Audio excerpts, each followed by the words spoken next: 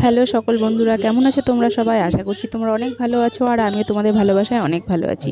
তো প্রত্যেক দিনের মতো আজ সকালে স্নান টান করে পুজো করতে স্টার্ট করে দিলাম, কারণ পুজো টুজো করে রান্না বান্না করতে আছে।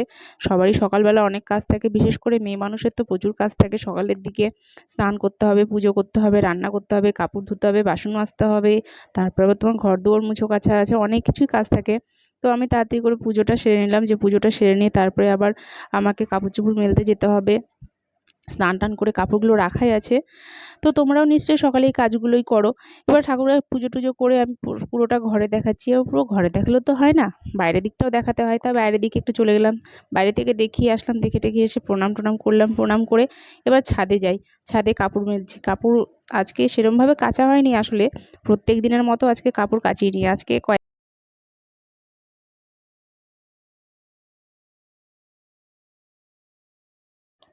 তো কাপড় চোপড়গুলো এখানে ভালো করে ঝেড়ে ঝেড়ে মেলে দিচ্ছি। আসলে তিনতলার ছাদে তো যেতে যেতে আমার একদম না কোমর ব্যথা হয়ে যায়, পা ব্যথা হয়ে যায়, সেই তিনতলার ছাদ। তো যাই হোক, কাপড়গুলো মেলা প্রায় শেষের দিকে। কাপড় মেলা শেষ হয়ে গেলে আমি আবার কাপড়ে দেওয়া ক্লিপগুলো লাগিয়ে দেবো। কারণ কি, ছাদের তিনতলার ছাদ তো হাওয়া লাগে সবসময়, আর ক্লিপ না লাগালে সমস্ত কাপড় নিচে পড়ে যাবে। আমি সমস্ত কাপড়ে এখন তাই ক্লিপ লাগিয়ে দিচ্ছি। তো আমার কাপড় মেলা শেষ, ক্লিপ লাগানোও শেষ। তো এখন আমি নিচে চলে আসবো, আবার সমস্ত কাজ শেষ আমার এখন ছাদের। নিচে এসে আবার কাজ আছে। ও সকালে বাজার করে নিয়ে এসছে, দেখো কি সুন্দর ফ্রেশ ফ্রেশ সবজিগুলো একদম। নিয়ে কী কী নিয়ে এসছে, পটল নিয়ে এসছে, ভেন্ডি নিয়ে এসছে, আম নিয়ে এসছে, সজনা নিয়ে এসছে, আলু নিয়ে এসছে। বাহ, দেখতে কিন্তু খুব সুন্দর লাগছে ভেন্ডিগুলো। আমার তো খুব ভালো লাগে ভেন্ডি। তো ভাবলাম তাহলে আজকে ভেন্ডি ভাজা করা যাক। ভেন্ডি ভাজা করব, আর কি করব সেটাই ভাবছিলাম। ভেন্ডি ভাজা করব, সর্ষা সজনা সর্ষা বাটা করব, আর মুগের ডাল করব, আলু সেদ্ধ করব, ব্যাস এইটুকু।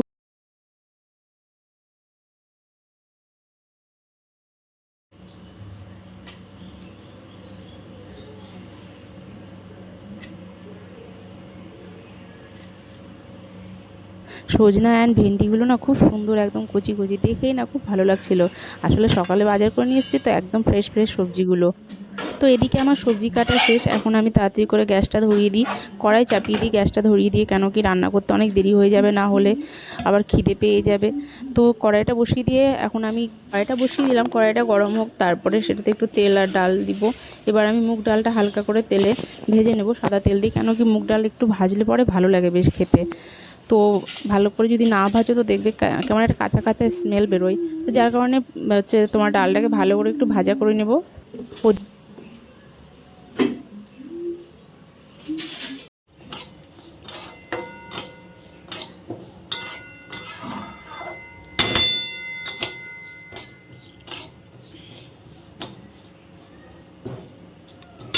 ডাল, সজনার চচ্চড়ি, ভেন্ডি ভাজা, আলু সেদ্ধ, লেবু আর ভাত।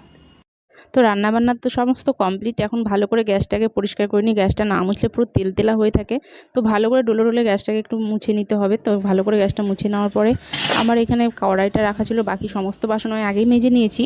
তো কড়াইটা এখন আর খুন্তিটা ছিল, তো কড়াইটাকে ভালো করে মাজছি। আসলে রান্না করেছি 3-4 রকমের, তো এবার ভালো করে জোরে জোরে না ডলে ডলে মাজলে না কড়াইটা কেমনই কালচে কালচে হয়ে যাবে। তো আমি একটু কড়াইটাকে ভালো করে মাজছি। মাঝতে মাঝতে আমাকে নিজেরও প্রচুর গরম লাগছিল, যার কারণে আমি গরমে একদম অস্থির হয়ে যাচ্ছি। সকালে স্নান করেছি, এবার স্নান টান করে রান্নাবান্না করতে করতে আমার প্রচুর গরম লাগছিল। চারিদিক দিয়ে বারবার ঘাম চুইয়ে চুইয়ে পড়ছে, ঘাম মুছছি আর কাজ করছি। তো যাই হোক, কড়াইটা আমার প্রায় শেষের দিকে হয়ে গেছে মাজা।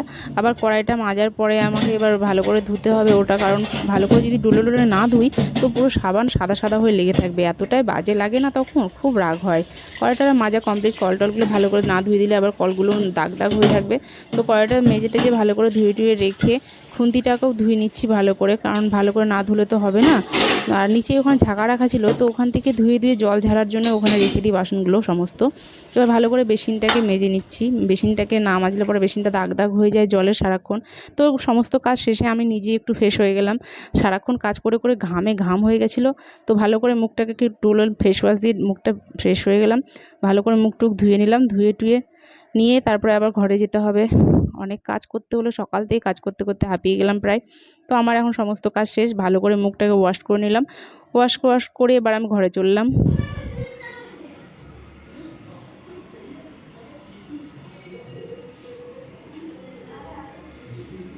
কাজকর্ম শেষ হলো, মুখ টুক ধুয়ে ফ্রেশ হলাম। সকালে স্নান করেছি কিন্তু তবুও কাজ করতে করতে ঘেমে গেছিলাম। তো এখন আবার মুখ টুক একটু ভালো করে ধুয়ে নিলাম, এখন ফ্রেশ হয়ে গেলাম, এখন একটু বসবো।